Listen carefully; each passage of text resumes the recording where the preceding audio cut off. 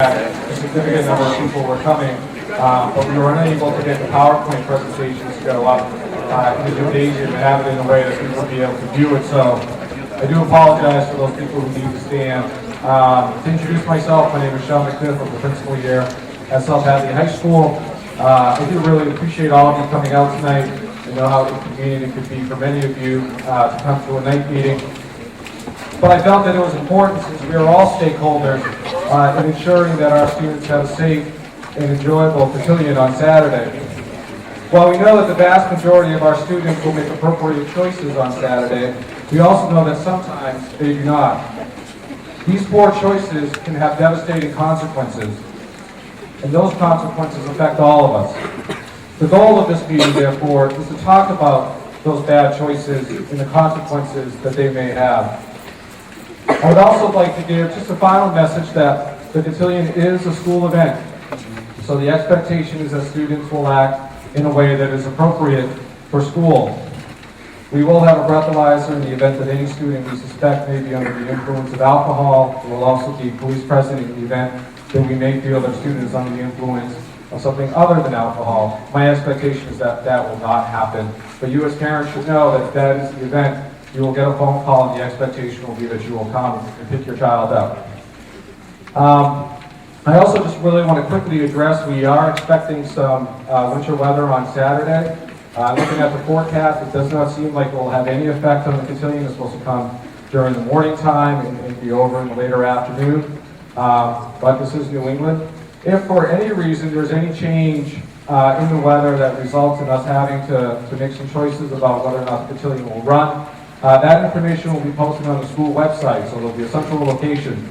But I will say that my expectation is that it will not be an issue, and that we will make every effort on Saturday to have the event. I know that a lot of you have invested a lot of money, whether it's in limousines, or I saw some students getting their nails done today, hair appointments for on Saturday. So I understand that that's happening. So if at all possible, we will have the event. But if I hear from the Department of Public Works and the people at the log cabin that they don't feel that it would be safe, then we'll have to cancel. Our number one priority is the safety of our students. So once again, I really do. I want to thank you all for coming tonight. I hope you find the presentations meaningful and important. I hope you discuss with your students when you go home tonight about the messages that you're hearing, and then we have a great Cotillion. So let me hand it off to Officer Fleming, who is our school resource officer. Thank you.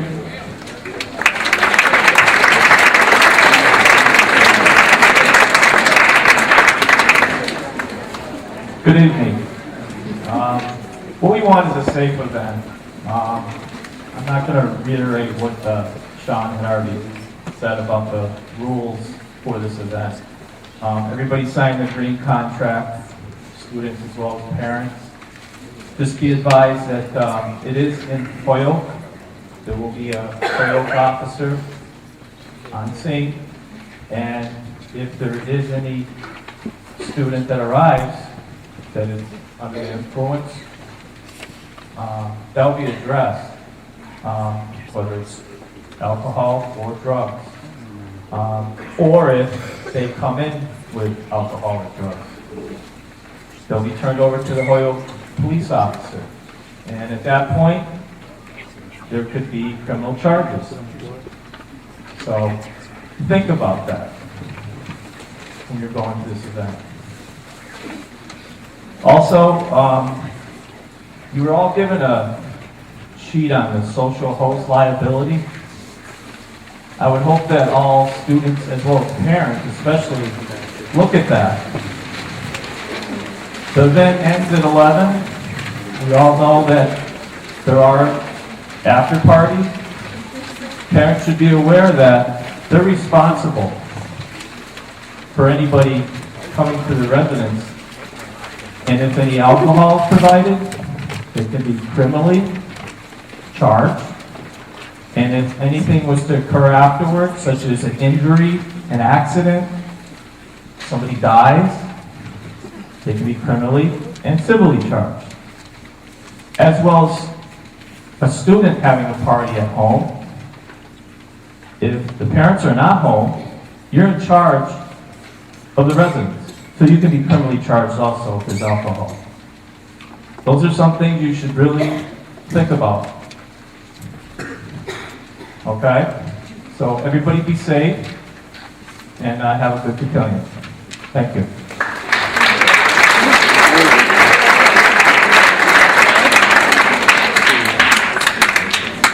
Good evening.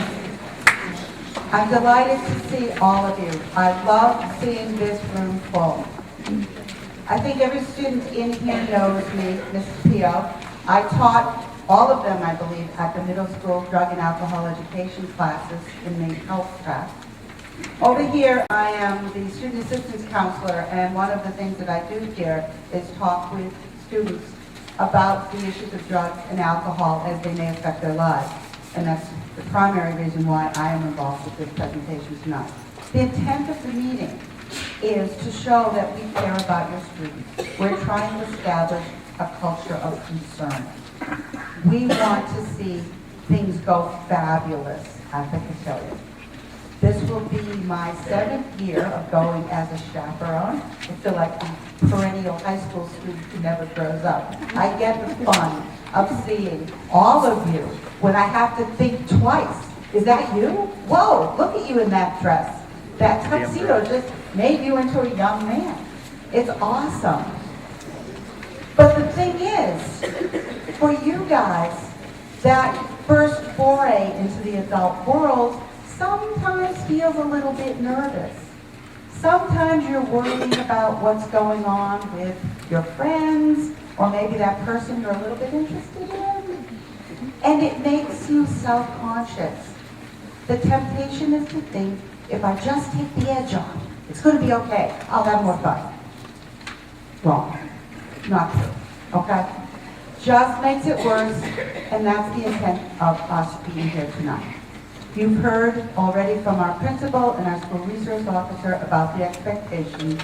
You know what they are. And I have great faith in you that you are going to abide by them. So my part at this point is to tell you that after this meeting is over, you will all be moving into the cafeteria to collect your Cotillion ticket. The peer leaders will be giving them out by alphabet, by last name. They will be exiting this space a couple minutes before the rest of you so they can get down there and get into position to be ready to hand out tickets and get you out very smoothly. I realize that it's an imposition on you to be here, but it's really important. And to have the parents here sends a message to your children that I can't begin to stress how meaningful that is. At this point, I'm going to introduce our first presenter, who I'm thrilled to say has been a member of the Drug and Alcohol Task Force for a number of years. He wears many hats and has many, many types of experiences that he's going to share with us tonight. And it is a privilege to have him. He will then introduce a friend of his who wanted to be here. And I'm very moved by the fact that his friend wanted to be here. And then Ms. Cole, who the students also know, will be introducing our final speaker. So you are in for a very interesting experience in listening to these 3 people who are volunteering their time because of their commitment to the students sitting right by you. Thank you. Here is Eric Stratton.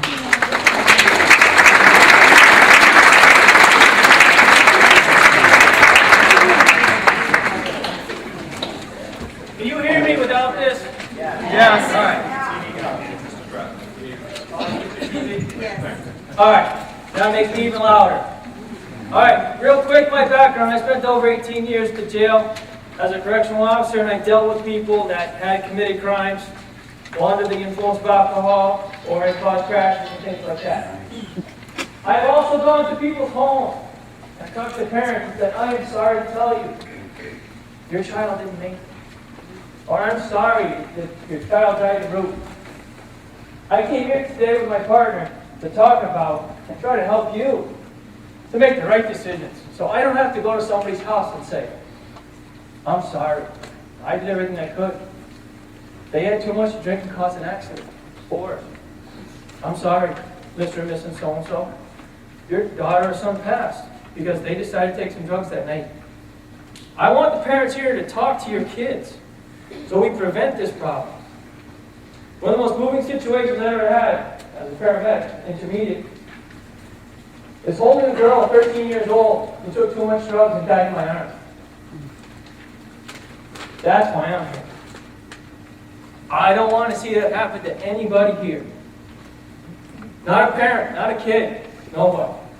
So what I want you to do is take your cell phone, turn them off, put them away. There's 3 speakers here that are here to speak, and I want you to listen. If I see a cell phone coming out, I'll come over and I'll talk to you and I'll ask you what's so important.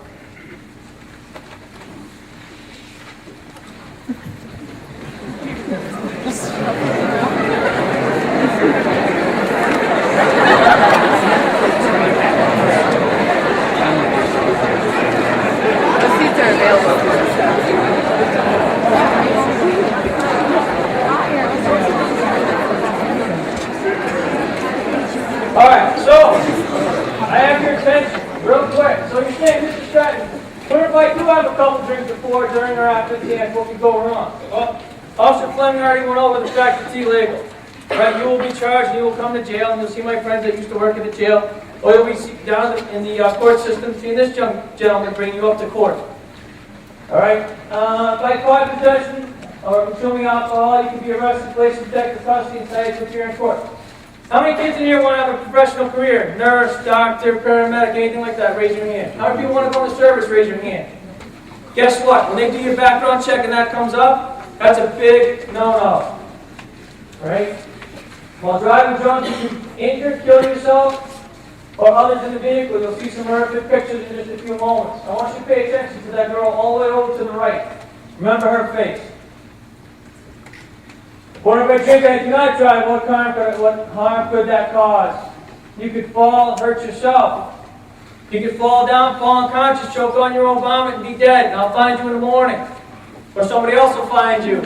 Remember, how do you want someone to come up to your house and tell your parents that you didn't make it at 15, 16, 17 years old because you want to try some vodka, some Jack Daniels, something like that? Think about that before you go out, before you try to start getting alcohol.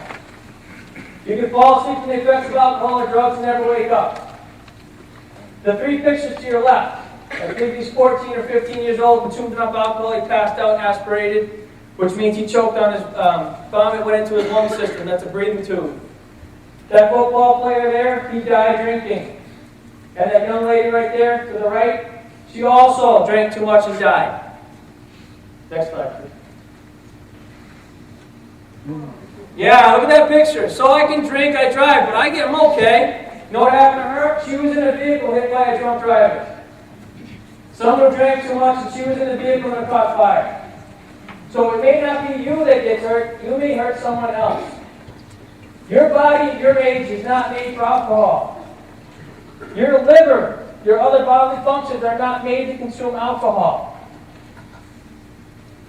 You're not ready yet. 21 is the age. 14 years old. Goes over a friend's house, gets into some vodka. I believe it was vodka. Yeah, got into some vodka. Passed out. Died. 14. How many 14? Do I have any 14-year-olds in here? Do I have any parents that have a 14-year-old at home? Okay. Officer Fleming went over alcohol in the house. Just like pills.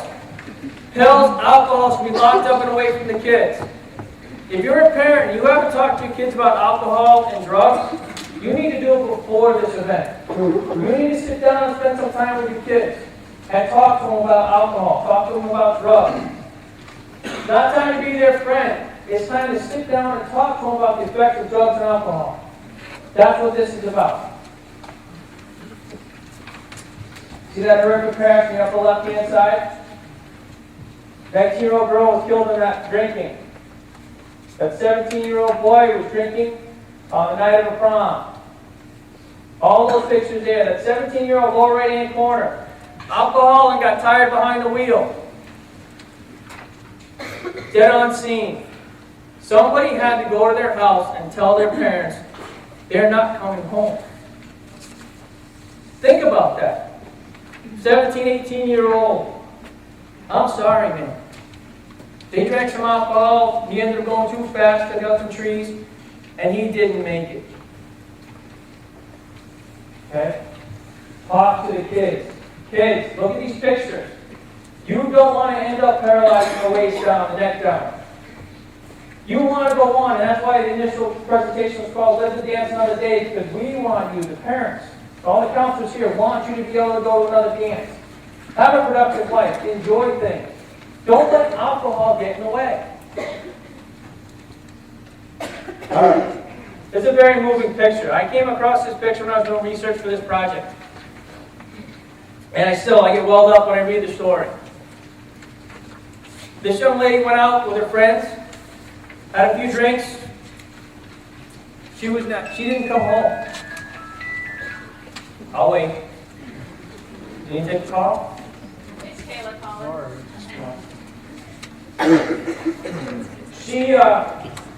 She wandered off and never made it home. Someone had to go to her house and tell her parents that she consumed alcohol and that she did not make it home. This is how the last time her parents saw her. Take a good look at that picture. Is that how you want your parents to see you? You're young, you have ambition, you have things that you want to strive for. Don't let something like alcohol or drugs get in the way. Be smart, go have a good time. Parents, talk to the kids. I can't tell you how many times I've done an overdose. And after I do the debrief with the kid, I ask them what was the root cause of it. No, my parents don't spend enough time with me. They don't do anything with me. They're all out working, golfing, doing whatever. They don't spend any time with me. One of the chief complaints over the drugs and alcohol is the parents not spending time and talking to their kids. That's right. All right. I just want to hit on a couple other things. So hypnol, roofies. Ladies, you go out to these parties. You go out to this thing. You're drinking, regular soda or whatever. Keep your drinks with you at all times. Okay? There are plenty of cases out there where boys, unscrupulous, have put things into women's drinks. Okay, ladies, you got a friend, right? You have a wing woman. Wherever you go, another woman goes with you. Keeps an eye on you at all times, right? That wasn't rhetorical. Yes? All right. Boys bring these back from Canada. They go up there and play hockey and then sneak these back into the country, crush them up, put them in girls' drinks. Girls suffer effects from what's called amnesia. Although she's awake, she has no recollection of the event. I put this slide up there so that, if you see somebody put something in somebody's drink, if you see something, say something. Okay, Gainesville, Florida, somebody put a bunch of this stuff and GHB into a punch bowl. 5 girls are on respirators.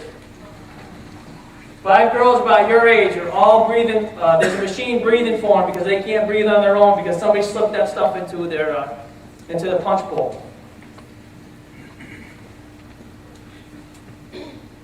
Alright, so I'm going to cut off any boy right now that's thinking about doing it. Because you know what? It's already been done. See those boys up in the upper right corner? 15-year sentence. She died because he put something in her drink. The next one to his left got 10 years and then 5 years because they all conspired to put this stuff in ladies' drinks at a prom or dance. And she died. Again, I'll go back to the same thing I harp on. Not one person here, and I certainly don't want to show up at someone's house and tell a parent that your child is not coming home, not going to celebrate another Christmas, New Year's, or whatever.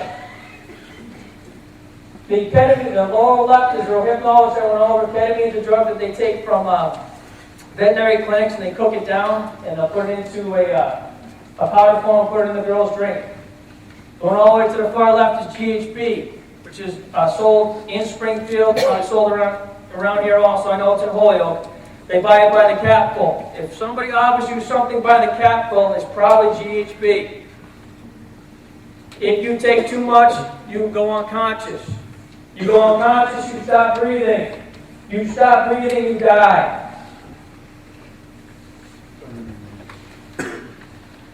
Yes, okay. Some other things. Ecstasy, very popular. Kids want to take these because I want to stay up. I want to rock all night. That's what they tell me. I want to rock all night, so I'm going to take some of these ecstasies. I'm going to do a CK. I'm going to do a triple stack. I'm going to wash it down with something else to drink. Mix it with that something they stole from their parents' cabinets, which they obviously won't be able to do after I get done with this, because all the parents are going to make sure their stuff is either locked up or it's out of the house. Why even tempt them to try to get it? And then you see some ketamine in the lower right-hand corner. All those girls thought they'd go out to a party and try some ecstasy. A little ecstasy is not going to hurt me, right? I can take a little ecstasy, I can stay up all night long. Well, you know what? Not one of those girls put on a prom dress or a dress that night and said, you know what? I'm going to die tonight. They tried something and it killed them. Killed them. So look at that picture, ladies, gentlemen. One all the way up in the upper left-hand corner, how old is she? About 15 years old. The one below her in the colored hair is 14. And I can tell you from experience, ecstasy is in this area. I've done ecstasy overdoses. Okay, you think it's going to keep you up all night so you can party, you can rock? It's not going to. Your heart beats so fast, you get so dehydrated, your kidneys stop. If you do make it through the overdose, you have to be on dialysis because your kidneys don't work anymore. And you don't know what they cut this stuff with.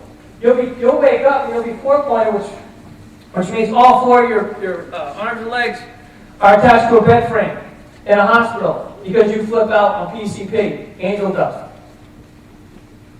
And you're never the same. But all these girls thought, nah, I can take one, I can mix it with my drink, I'll be fine. Or somebody offered it to them and they took it. Don't be that person that takes it. You know you shouldn't take it, don't take it. There's just some other pictures, another one reaction to a girl's fatal prom night overdose. Somebody obviously said, put these in your drink, you'll be able to party all night long. No, don't. Don't party all night long. If you're going to party all night long, party on your own. Don't use some synthetic chemical that help you get along all night long. It is not worth it. It's not worth the breathing tube. It's not worth dialysis you'll have to do for the rest of your life because these drugs destroy your kidneys and your renal function and create permanent damage to your brain. Oh, but it's just a little pill. It is a little pill, but you don't know what's in it. It's not regulated by the FDA. Again, I just do some more pictures and some more information in there. After the girl killed during prom, this was brother was severely injured in the crash. The girl was killed, and then I believe the brother went to go to the mother, and then he died also, or she died. You can read the story up there. Another one, and you think, oh, these things don't happen. They do. I can spend 3 hours up here going over stories and case law of people that were killed during proms or injured during proms. What it comes down to is the fact that parents, you need to talk to your kids. Sit down over a cup of coffee or something like that and talk to them about the effects of drugs and alcohol. Parents, you should go through your child's computer to make sure that they're not looking at this stuff. Again, I'm just hammering you with all kinds of different stories. This does happen. People your age think, oh, it's not going to happen to me. It does. It happens all across the United States. This kid here fell asleep behind the wheel, out all night. I'm going to take a whole bunch of Red Bull, I'm going to stay up. Well, guess what? You drink enough Red Bull, I'll see you in the ER. You know why? It creates your heart goes so fast that it doesn't pump adequately.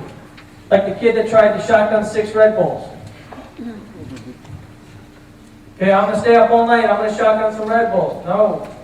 Or what's the other one? Monsters. I see kids your age drinking Monsters, 2 or 3 Monsters. No, you end up getting chest pain from the Monsters, and it's not good for your kidneys, nor is it good for your liver. All right. Why is that one there? That was to bring you back into my presentation, because some of you faded off. What significance is that picture to my presentation? That little girl there will not be able to ever dance. Why? Because some underage kid drank too much and was on the road. So she will never be able to dance. She is permanently scarred and she's permanently disfigured with permanent paralysis because somebody underage wanted to drink and went out driving. Again, go back to the picture in the beginning. It may not be just you that gets hurt, but you can hurt somebody else. Now picture that. How fair is that? You decide to drink some alcohol and go hit the road. You look down, you text, your reaction time is down, and you rear-end this car. And this is what happened. Another 3 teens killed in Minnesota car crash.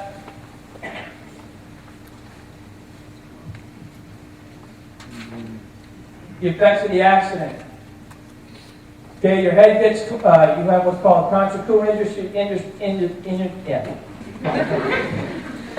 injuries.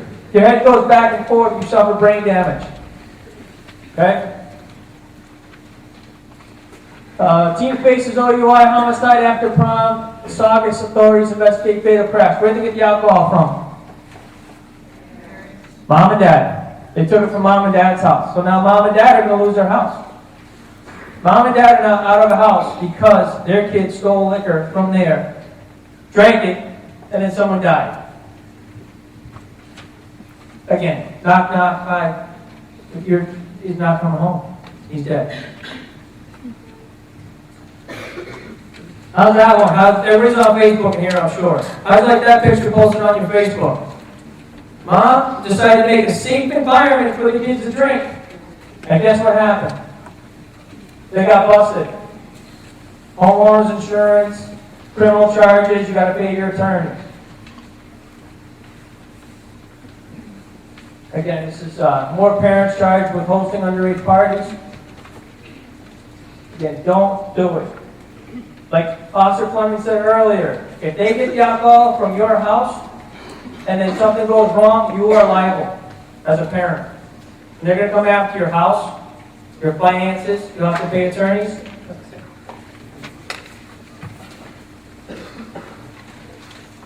There's another prom party with alcohol. Nope. I'm going to make a safe environment. I'll let the kids drink in my house. Nope. Some people that, if you are charged or found criminally negligible in one of these homicides, you could possibly lose your job also for what you do for work. And the principal already talked about breathalyzers at the prom, which I don't think is a bad idea at all. Keeps the kids safe. Again, just more stuff on cases I found where parents let the kids drink at home because they thought it'd be safe. All those kids were arrested at a house party. Parents were arrested, kids were arrested, all underage. Another fatal accident involving a teen with alcohol. That one rolled a few times. Again, that kid, the boy in that case is not ever going to drive again. If somebody went to his house and told his parents, I'm sorry, we did everything we could. We worked as fast as we could, and we did everything we could, but he didn't make it. And the reason for that cause was alcohol.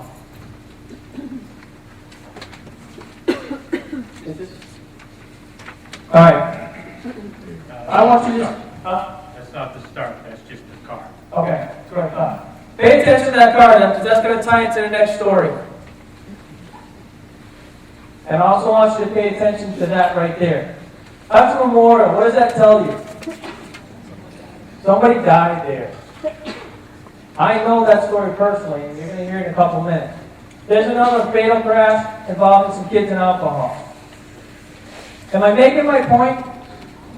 I can't hear you. Am I making my point? Yes. Okay? We take this very seriously. The law enforcement side, the EMS side, the parental side, we take this. You don't want this picture up on Facebook. Is this how you want to celebrate your dance? Have this posted all over Facebook and Twitter? Your night will come to several choices, and that's going to kind of be the theme. Do not drink and drive. Do not take any pills or liquids that are not prescribed to you. Kids like to take stuff, it's called fireman surfing, out of your parents' cabinets. Your Percocets, your Vicodins, all those different things. We call it smurfing and farming because people, adults, have leftover Vicodins and all these different medications in their cabinets. South Hadley is very in tune to that, and you have one of the few communities where you can drop off your prescription pills that you're no longer using that can be disposed of safely.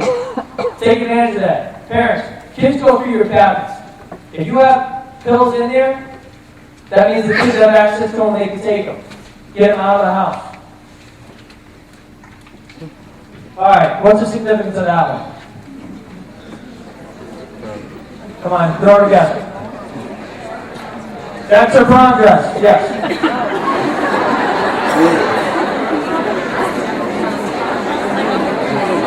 What is the significance of the prom dress?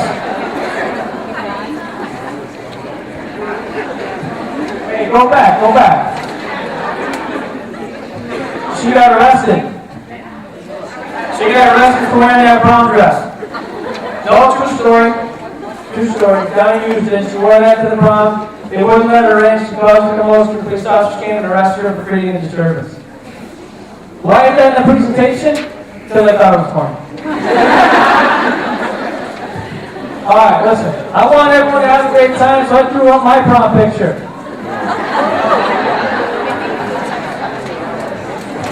That was in style back then in the 80s.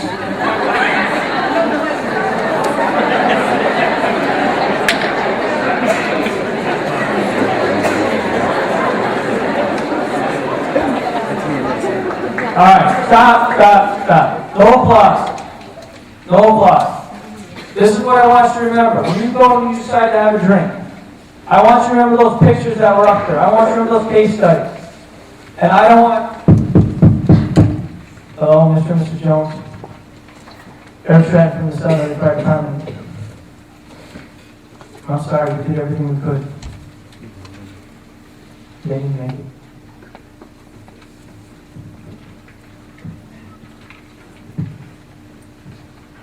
I don't get the courtesy of an introduction, so I'll take care of it myself. I don't like the microphones because I know I can speak loud enough for everybody to hear. Am I correct? Yes. Unfortunately, I'm told that the camera doesn't pick up the sound. Right. So according to Eric, this just makes us louder. This right here is my daughter. She graduated East Kentwood High School, May of 2011. Eric and I have been working together for probably 10 years. I'm an EMT for about the last 8 or 9, probably a little bit more than that. More importantly, I am currently employed by the Commonwealth of Massachusetts as a state trooper. I am an 18-year veteran of the Massachusetts State Police. I have made those knocks on the door. That knock on the door comes not at 7 o'clock in the morning, not during normal business hours. That knock on the door comes at 2 o'clock in the morning, 3 o'clock in the morning, and my knock on the door came at 6 o'clock in the morning as I was getting ready to go to work. This is a parent's worst nightmare. This is my daughter. You saw her picture in one of the previous slides. The only good thing that I can say about this is she wasn't driving a car. So it's not just you driving a car and hurting somebody, or somebody else driving a car and hurting you. She made a, I apologize, I know it's a school, she made a piss poor decision. Okay? She was out drinking with her friends, made a bad decision to get in a motor vehicle with a drunk driver. Renee was born on June 14th, 1993. She graduated May of 2011. She left for college up at Norwich University in Vermont, August 2007, and Renee was killed by a drunk driver October 2nd at about 1 o'clock in the morning. And these are just going to run through the slides. They should run through just normal pictures. These are pictures of my daughter during her high school career, I guess we'll call it.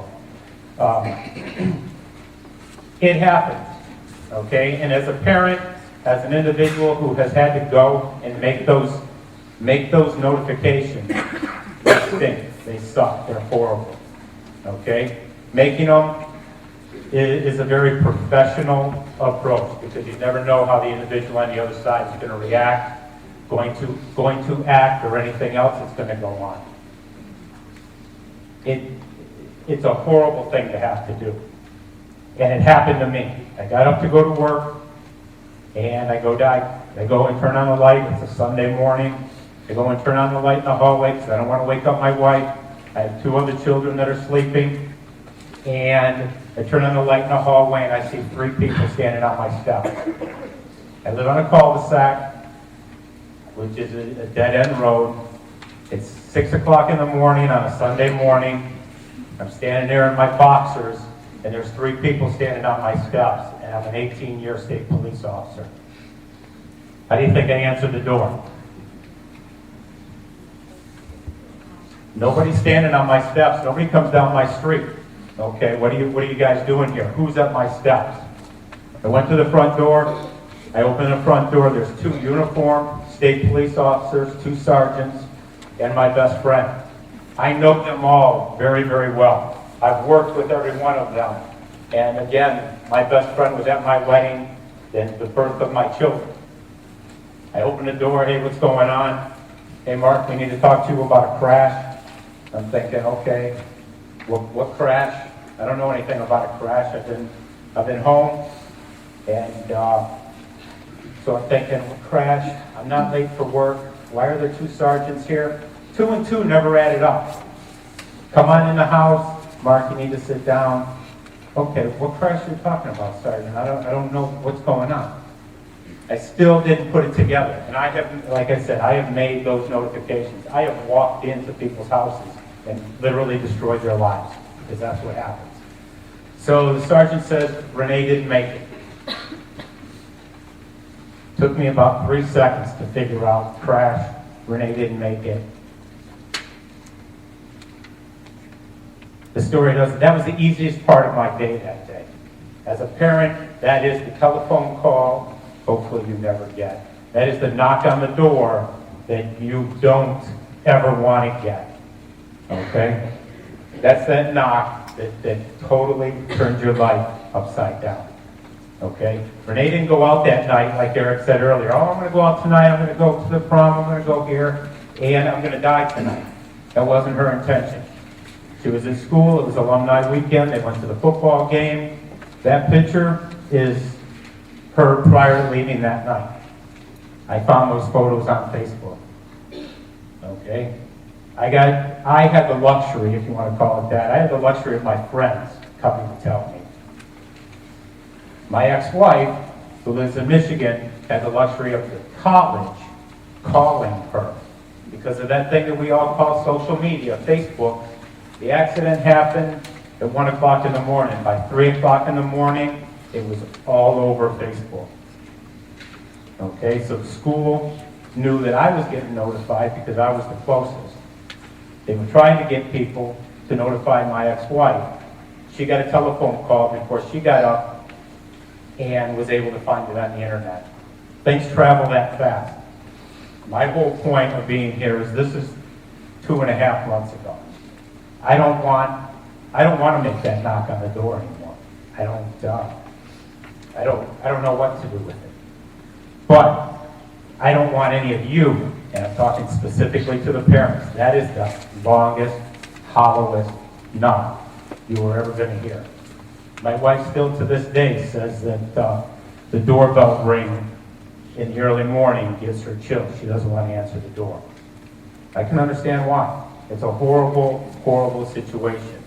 Think of things that, as children, think of things that you want to tell your parents that you would never be able to do again.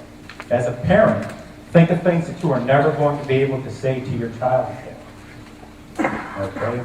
Renee had the luxury of the driving experience with a father being a police officer. I have access to all those photographs that Eric had in there for the crashes, and the luxury of actually seeing that vehicle firsthand, walking up and being able to touch that vehicle. Okay? The black car that was in the garage was probably the most put together or the least damaged car in any of those slides, right? It's not necessarily a violent crash that's going to kill you. And seatbelts. Don't wear your seatbelt. My daughter wasn't wearing her seatbelt. We would fight. She would argue with her mother. I'm sitting in the front seat. No, my wife sits in the front seat of the car. You children, you sit in the back seat unless she's not here. But she would argue with my wife, I'm sitting in the front seat, I'm taller than you and everything else. So she had to sit in the front seat. She never wore a seatbelt. That's part of her problem. We call that rollover that she was in. Here's the crash site. That car is what I would consider a soft rollover. The car went off the embankment and it rolled onto its side. It scuffed up against a tree. That was it. Okay? How come she has to die in that crash and the lieutenant governor gets to walk away from a 100-mile-an-hour violent rollover? I don't know. Okay? So if it's your time, it's your time. And alcohol will add to that and increase your chances. This is how that trip ended with her. That's her casket inside that Delta box on the runway at Logan as we flew back to Michigan. Before the headstone, after the dirt is placed back in the ground, she needed a headstone. Her little sister and brother wrote her name there. That's what's hanging in that tree that you saw at the beginning of the slide. Okay? If I can emphasize anything, and I know there's other speakers coming up that are going to do the same thing, if I can emphasize anything, use your head. Think about what you're doing. Okay?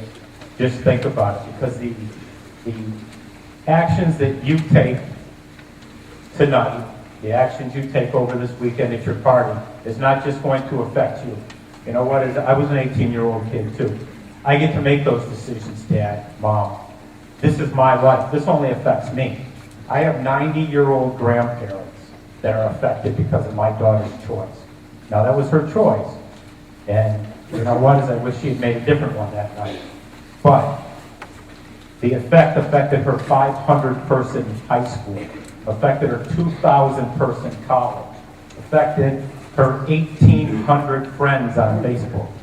That effect, if one of you was to be missing out of this room tomorrow, would affect every person in this school. Okay, so yes, you get to make those choices.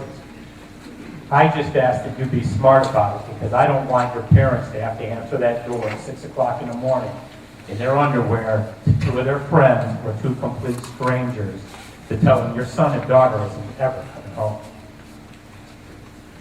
That's pretty much what I have. That's my only plea. Don't have somebody else have to come to your house and tell your mom that you made a mistake. Okay?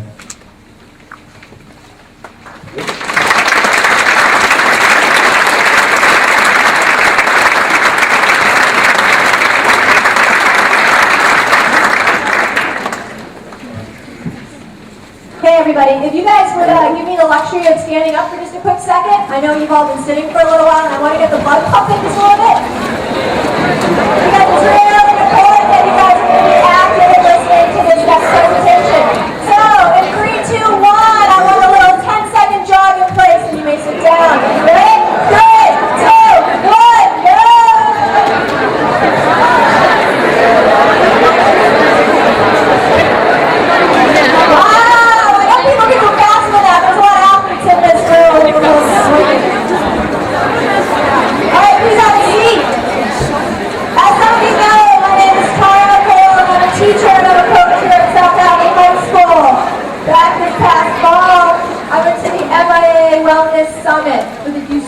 Here. We had the pleasure of listening to a variety of speakers.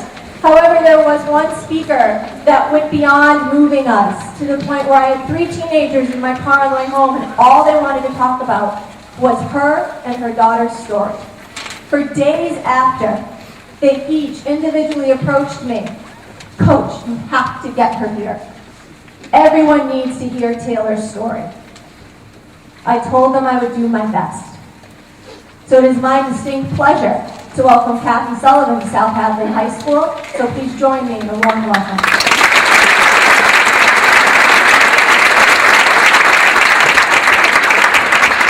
Hi guys. First of all, I want to say you did a fabulous job, because the first time I spoke about my pay was 2.5 months later. And it's not easy to do, and I want to tell you that you will find the strength because every day is a challenge, but it will be a challenge you'll be up for, and I'm proud of you. So keep up the good work. You know what, guys? All the parents that came in today, you guys hear me? Yeah? All the parents that came in tonight, I saw you coming down with your kids, and a lot of you moms look like your daughters. And I have the absolute pleasure of having 3 beautiful children. My oldest is now 23. He was 19 when Taylor passed away. And my youngest just had his 14th birthday, Logan. And he was 10 when he lost his sister. And every single time I see parents coming in with their kids, I thank my lucky stars. I have 3 healthy children. Taylor passed away on October 18th, 2008. It was 3 years ago this October. And I've been speaking, as I said, since about 2.5 months after I lost her. Because to me, there was no way that she could have only been here 17 years, 3 months, and 3 days, and that would have been it. If you ever knew my kid, you would know that's not possible. She was amazing. She was funny, she was hysterical, she was a senior in high school, and you see all you cute little blonde seniors out there with a big ponytail on your head? That was Kay. She was always the best. She actually was a senior, as I said. And this picture over here, the one you saw on the screen earlier, is actually her senior picture. And I bring this picture to the schools that I taught, because where are my seniors? Where are they? Okay, she was you guys. She was you guys your senior year in October.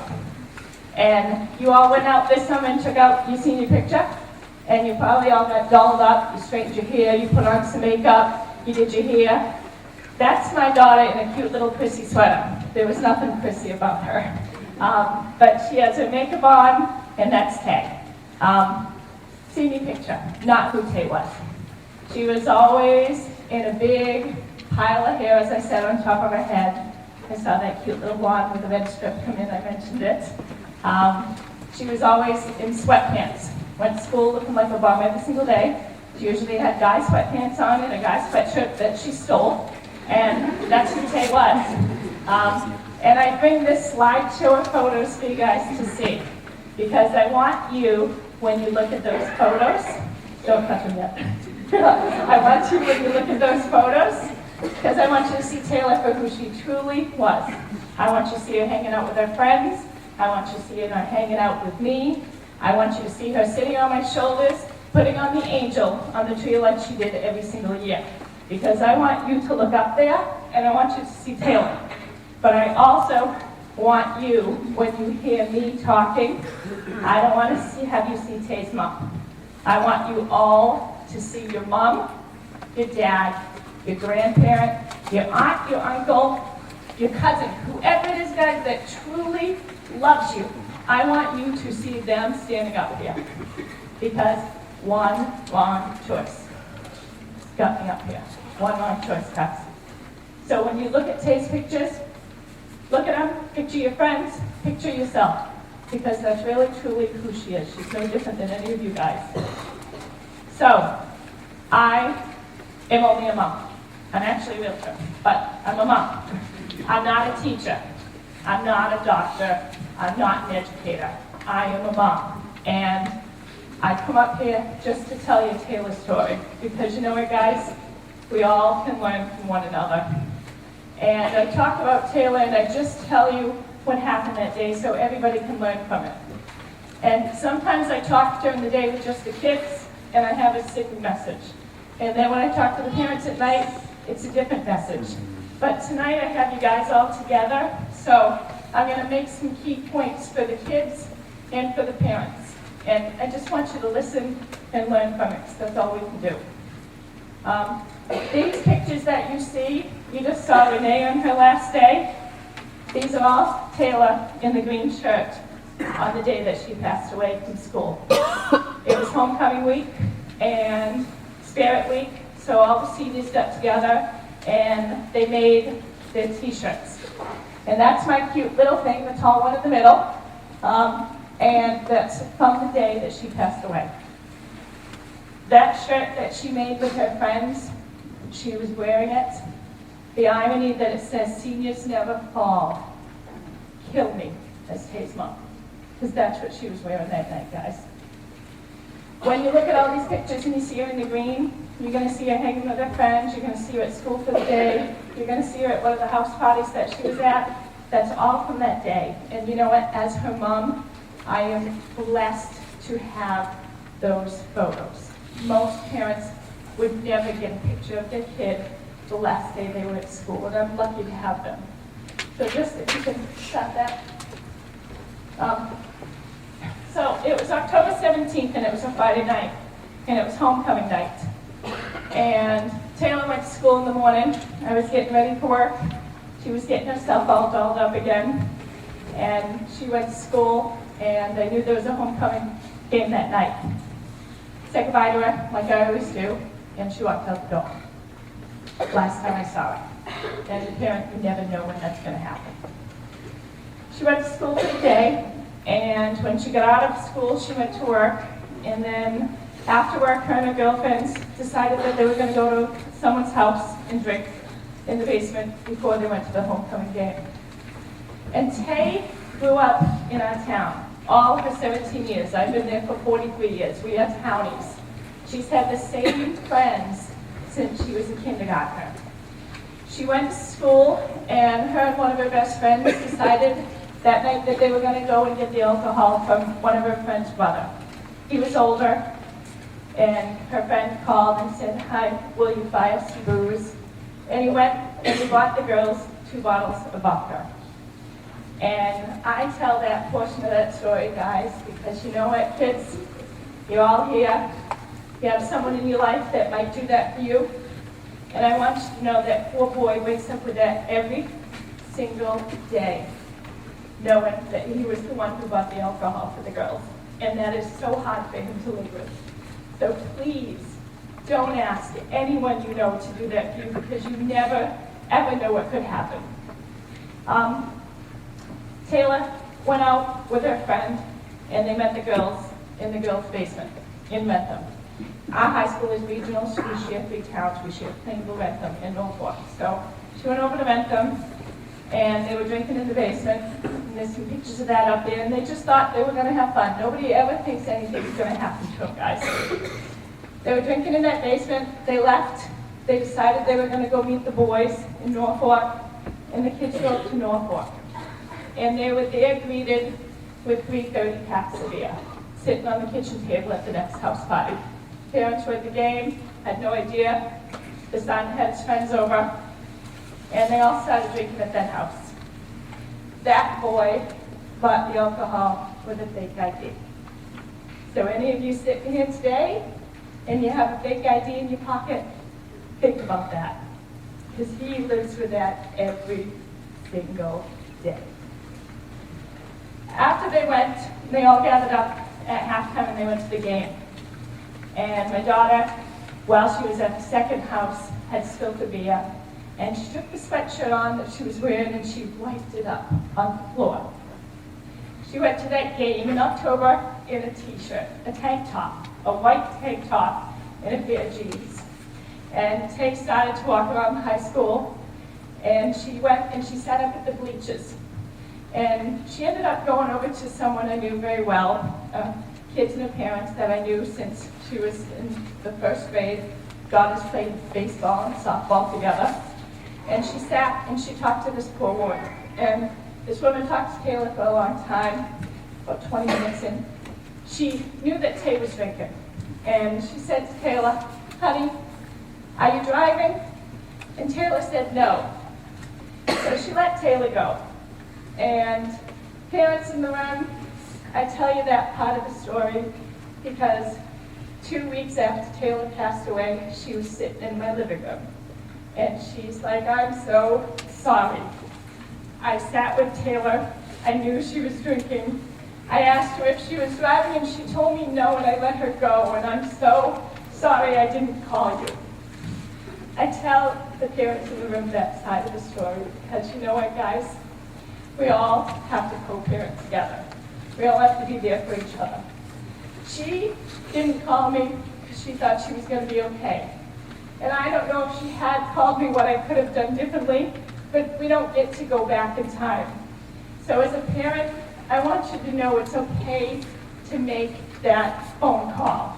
A lot of parents are afraid to make that phone call because you're going to look like you're judging someone's kid. You're saying, look what your kid's doing. And I can tell you today, I would have loved to have had the choice to be mine. So don't be afraid to make that phone call, but don't be afraid to be the person to get it, because you have to be able to accept that phone call. That was Friday night, game ends, they win. To say King Philip never won a football game is an understatement. They win, kids are excited. They all decide that they're going to go in the woods at the Norfolk Airport. And kids all got together, there was 22 of them, and they all got together and went drinking in the woods for some more partying. And in order to get to the woods, guys, they walked 200 yards down an old bumpy field that was all overgrown. They walked another 200 yards down an old abandoned airport that was all overgrown. And then the last 100 yards that my daughter took with her friends, they have no flashlights. They opened their cell phones and they went down a dark wooded path to get to the campfire. Fire was lit, they started partying, and it was about 11 o'clock at night. They'd been there since 9:30. It was about 11, and I was told that Taylor said she was going home. And when my daughter started to go home, she started to walk out down a different path further back into the woods. And all the kids laughed. They told me they laughed because she was going in the opposite direction from when I originally walked in. And they said, Tay, you're going in the wrong direction. It goes out this way. And she pointed her out to go the right direction back those 500 yards. By herself. All by herself to supposedly go meet somebody who was picking her up.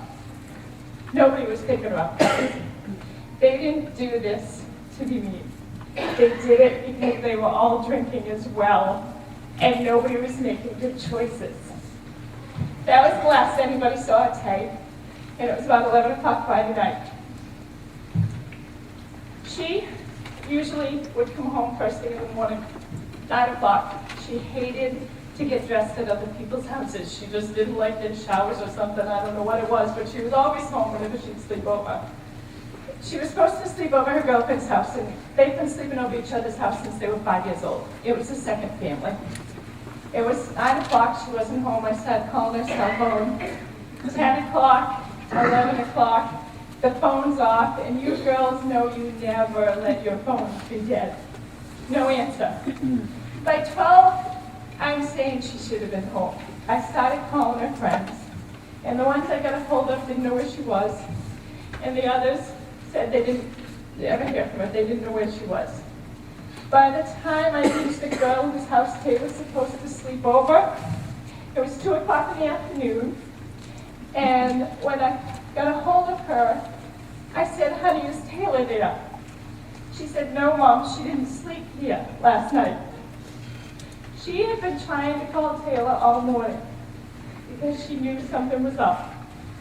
But she didn't call me, Tay's mom, because she was afraid of getting her in trouble. I tell the kids this portion because if your friends ever got where they should be, please call.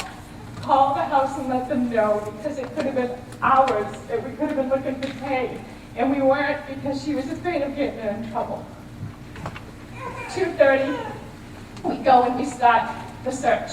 I go over and grab her friend, and she's going to show us where the woods are. Norfolk police comes, we start the search. I want you to picture 600 people, helicopters, dogs, firemen, policemen, boats. There's boats because there's a river that goes through the airport. Divers, all out there looking for you. Picture your family Saturday night after the search pulling in your driveway. Picture them pulling in your driveway and not having a clue where you are. because that's what I had to do. They didn't find her Saturday night. Sunday morning search starts again. 6:30, we drive back to the airport. All day Sunday, they never find her. The only thing they find was her stupid slipper, those stupid slipper shoes you girls wear. They find that on Sunday, and that's it. I pull back into my 5-way Sunday night. Monday morning, 10:30 in the morning. I'll never forget. I was sitting by myself in the field, praying, like I had been doing for almost 3 days now. Please, God, I knew something was wrong. 10:30, my brother-in-law is the captain of the fire department in our town, and he walked up to me. And he picked me up, and he said, "Kathy, we found her, and she didn't make it." Those are the worst words your parents could ever hear. You have no idea how much they love you. When they found Taylor, my 5'8" chick who could swim had actually drowned in 2 feet of water, 2 feet. And the reason why she drowned in those 2 feet of water, lost in the woods by herself, is only because of the alcohol in her system. The only reason why she was alone in those woods, unable to get out, was the alcohol in her system. They said that she was probably looking at the street light on the bridge, and she was trying to fight her way through. She had scratches all over her face, all over her arms. She had no shoes on at this point, and she drowned in 2 feet of water. She crossed the river up to here. I know how she walked it, because 6 months later I walked it, because as a mom I just had to know where my daughter had passed away. And I have to stand up here and tell you that they found Tay 100 yards back in that opposite direction, where the kids said that she started to walk. And those poor kids live with that every single day, guys. And it's all because of alcohol. You know, I started talking 2.5 months after Taylor passed away. Because as I said, no way. Look at her, she's just too cute to have lasted only 17 years. Impossible. She was amazing on her. No way, that's all that she could be. I started talking 2.5 months later. And I started talking because you know what, guys? You guys have great lives ahead of you. I didn't get to see my daughter graduate from high school. I didn't get to see her go to the prom her senior year. I didn't get to do any of those things with her that year because of alcohol. My 2 boys, that's her right there, look at her, so pathetic. My 2 boys, as I said, were 19 and 10. And when Taylor passed away, I had to shut the door to her room. And I shut a door to her room so I could keep the smell of her in her room. I want each and every one of you to picture your parents shutting your door. And they shutting the door to keep the smell in, guys. It was awful. My son's room was across the hall from Taylor's, and he saw that door shut every single day. You have no idea how much your brothers and your sisters and your cousins love you. I know they're pains in the butts, and they drive you crazy on a daily basis, but they love you. My youngest son had to tell me that the thing that he missed the most about his sister was that she would wake him up every single morning with the noise of her getting ready. How many of you have brothers and sisters here? How many? Raise your hands. They drive you crazy, I know. They would miss you guys. Every little move that you make affects them, and you have no idea. You have no idea how much you affect them. Every single weekend, guys, you're faced with something. I know that now as Tay's mom. I didn't realize that before. Every single weekend, you're faced with a decision of what you're going to do. You're going to go to that party, you're going to drink, you're going to do this. But for a change, I want you to think of something. When you get in that car with your girlfriends, and you all pile into whoever's got the license, and you get in the back seat of your car, I want you to picture when you arrive where you're going to be. I want you to picture when you all get out of that car. I want you to picture your mother getting out of the trunk, your father getting out of the truck, your grandmother, your mother, your sister, because every little move that you guys make affects everybody. And you have no idea how much you're loved. I asked you to picture me as your mom or your dad when I first got up here. I want you to picture yourself as Taylor's friend now. I want you to picture yourself as Taylor's friend, all senior in high school, that had to walk into an empty room, a room full of classroom in an empty seat. Who has their friend sitting next to them right now? Look at them and picture that seat empty. And the seat's empty because of a poor choice you made. You would never want that to happen to your friends. And Taylor's friends never pictured this happening. She never thought this could happen to her. Guys, I leave my email address on the back of that flyer. And I have got emails from you speaking to schools. And I want to read one to you. This is from a senior boy. That's on my foot. This is from a senior boy, and he was a football player. And he emailed me, and he wrote, a couple weeks ago you talked to my school about Tay. The talk really hit me, and I wanted to tell you that I didn't forget about it.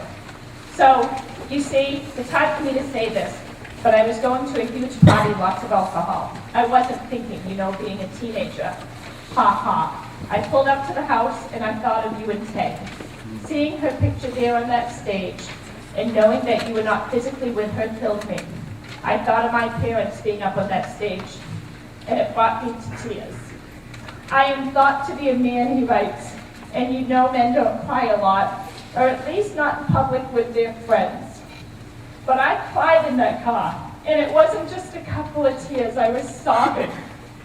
And I honestly think you could have saved my life, because I turned my car around, wasting gas money, which I don't have, and I drove home.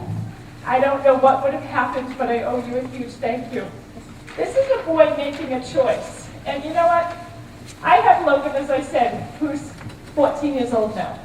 He's in the 8th grade now. And he's faced with decisions every day, just like the freshmen in this room all the way to the seniors are.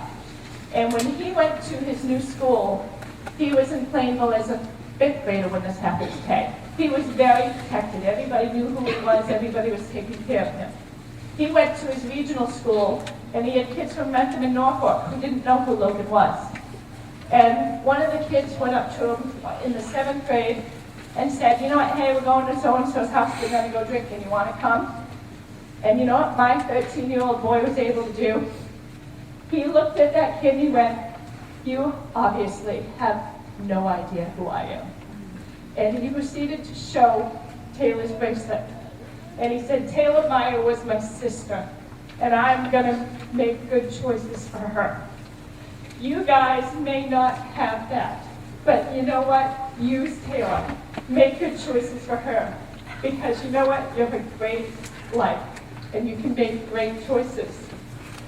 I had a mom write to me one night after I spoke to a parent night. And you know what, guys? As a parent, I have to sit up here and tell you there are a million things I wish I could have done different. And guys, you know what? I'm going to start with the fact that I didn't call Taylor that night to make sure she was okay. I have to sit here and tell you parents that the last time I talked to Tay that night was at 7:30. Because you know what? She was going to her friend's house, who I've known since she was 5 years old, second home. I assumed she was going to be okay. I went to bed at 9:30 that night, and I didn't call her like I normally would have. Last time I spoke to her was 7:30 at night, and that was the last time I talked to Tay. Don't assume everything's okay, because it's been that way all along. I talked to you guys about keeping an eye on your kids. When Taylor was 14, MySpace was huge. And she asked if she could have a MySpace. And I said, of course you can. I'm going to get one. You're going to befriend me. I'm going to befriend you. I'm going to keep an eye on you. But you know what? I did that because I was afraid of some sick person finding my child and hurting her. I was afraid of some pedophile coming to get my little beautiful girl. I wasn't afraid of Taylor making poor choices. Facebook came out. I never got a Facebook. I never asked her for her Facebook. I have to sit here and tell you that I saw her Facebook after she passed away. And as a parent, I didn't like what I saw. They were drinking pictures, horrible photos that I should have been aware of, and I should have known as a parent, and I didn't. So please, get on Facebook. I'm sorry, kids, I know you not want me to say this, but just get a Facebook account. Befriend your daughter, your son, befriend your friends' kids so you know what's going on and be aware, because I wasn't. Another thing that I mentioned about Taylor being with her friends that night and talking to that parent. I talked to a woman who did a presentation with me once, and her son was with her, and her son was addicted to OxyContin. He was a freshman in college. And she tells the story about how her best friend had to call her and tell her that her son was doing this and that she had proof of it. And that woman didn't want to make that phone call because she didn't want to upset her friend about her son. And I have to stand up and say to you, you know what? Which phone call would you rather get? Would you rather get her phone call saying this is what's happening, or would you rather have gotten my phone call 2 weeks later saying I wish I could have done something? So co-parent together, guys. I know it's not easy. Phone numbers. Huge. I had a BlackBerry, and my phone had died the week before Taylor passed away, and I got a new phone. I got a new phone, and you put your SIM card in, and you think all those numbers get transferred. They don't. That girl who Taylor was at that house that night, well, I thought I didn't have her cell phone number, and I've had it for 5 years. I didn't have it because it didn't transfer over, so just please be aware that you have all of your kids' friends' numbers, because I couldn't get a hold of her that morning. Also, I went to, on another note, when I said I picked up that girl at 2:30 in the afternoon and I pulled up into a driveway, my daughter's car was in that driveway. It was 2:30 in the afternoon, and Tay's car was in that driveway. Those parents were home, guys, and they didn't question why Tay's car was there. They didn't call me. They didn't say, what was it doing there? So if you see anything unusual, just make that phone call, please. After Taylor passed, the kids there that night actually had to go through the court systems. And they had to go to get punished for drinking that night. And I went to that courthouse on that day that they were being sentenced for their charges. And I went so the kids would see me. And I just wanted them to remember. So I don't know if you guys are aware, but right after Taylor passed away, there was about 5 consecutive parties in the next 2 months. There was party week number 2, party week number 4, party week number 5, with Taylor's rest in peace on the back of the kids' cars. And they were all arrested for underage drinking again. They weren't getting it. I went to the courthouse just to let them see me again so they would remember it. And I asked for Taylor's bracelets back because the kids were wearing them. And I said, you don't deserve to wear them. That's not how you're supposed to be honoring my child. And those kids all handed them back. They didn't say boo, they didn't argue, they just gave me the bracelets back, and you could tell they felt horrible. The parents were with the kids. None of the parents came up to me. Not a single one of them. And you know how lucky I would have been to be in that courtroom with Taylor. Not a single one came up to me because they didn't know what to say. When they actually got sentenced for their actions that night, the media was there because it was huge in the thing. It was all about underage drinking. The media was in the courtroom with the parents and the kids. And when I turned around, I was so upset to see those kids hiding behind their papers so the media wouldn't get them. And the reason why I was upset is because it wasn't just the kids. It was the parents hiding behind the papers as well. And you know what? Teachable moment. I would have loved to have been sitting there with Taylor. Kids make mistakes. You guys aren't always that bright. Sorry, but you're not.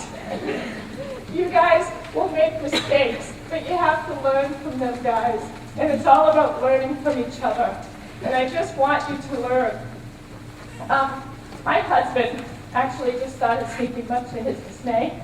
That's Chris right there. And he is a former Patriot player. He's adorable. I don't even watch football.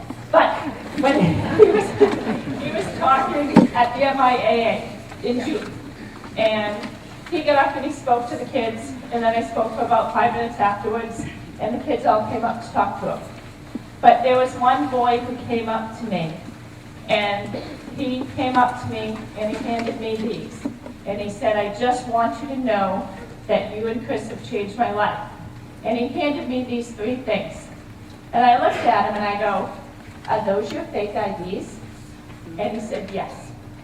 And he said, I had no idea how one choice could affect my life so badly. And he handed me these. And I said, I am so proud of you, right? And I gave him a hug. I'm a hugger. Gave him a hug, and I said, I'm so proud of you. I said, because you know what?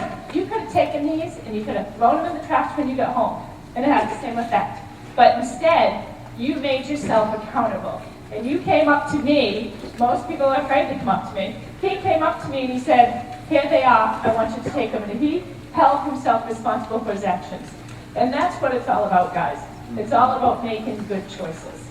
So when I leave here tonight, guys, you all get to drive home with your cute little kid, unless, of course, they're driving themselves now. I go home tonight, and I take that picture with me. And I put that picture in the front seat of my car. I turn on Taylor's music, and her crappy music she used to sing, and I sing it.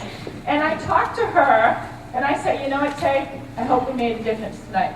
I hope you entered someone's heart, and someone's going to make a better choice because of you. And I talk to her all day long. Parents, kids, you're sitting next to each other. We can talk to your parents. Taylor talked to me about everything when she was alive. I thought I knew everything about Taylor. There were things I didn't want to know that she told me. She didn't call me that night. She didn't call me to come get her.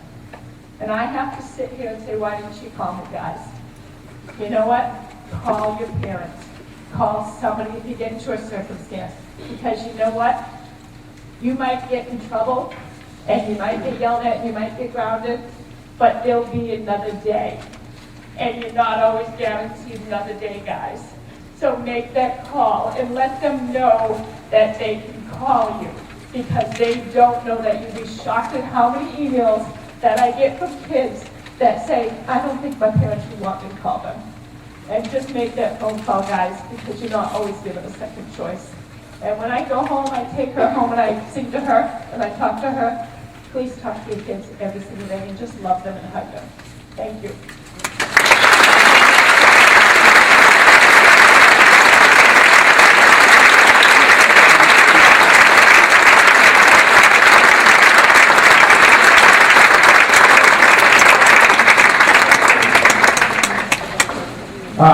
So we will continue the conversation with your children at school about making good choices and the effects of bad choices. I hope that you will continue the conversation at home with them as well. I really appreciate the speakers for coming out and telling this very personal story. And so if we could give the Peter Mentor just a minute to get back to the cafeteria to organize the ticket. We have a lot of peer mentors here tonight, so this should be a pretty efficient exchange. We're doing it alphabetically. So again, I really appreciate everyone coming out tonight. Thank you so much, and let's hope you have a safe and happy Cotillion. Thank you.